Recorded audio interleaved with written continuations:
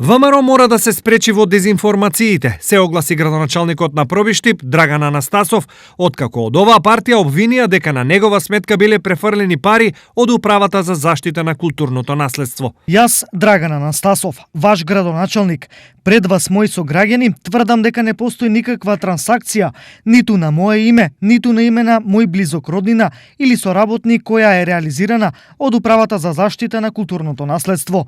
Доаѓа период во кој очигледно е дека нема да се бираат средства и постапки од страна на ВМРО ДПМНЕ за дискредитација на своите политички противници со цел нивна политичка девалвација.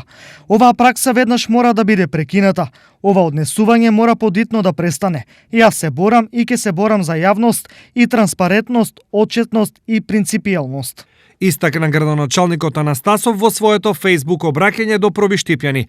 Тврдењето на Анастасов со официјален документ го потврдија и од управата. Во истото стои.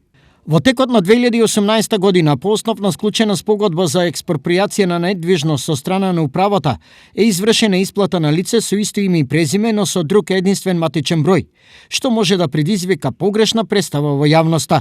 Револтирано злоупотребата на неговото име и како што рече дезинформациите од страна на ВМРО ДПМНЕ, Анастасов на Општинскиот комитет од Пробиштип му даде рок од 12 часа да му се извинат и нему, но и на сите граѓани на Пробиштип за ширењето на, како што ја нарече, нивната несрекна лажна вест.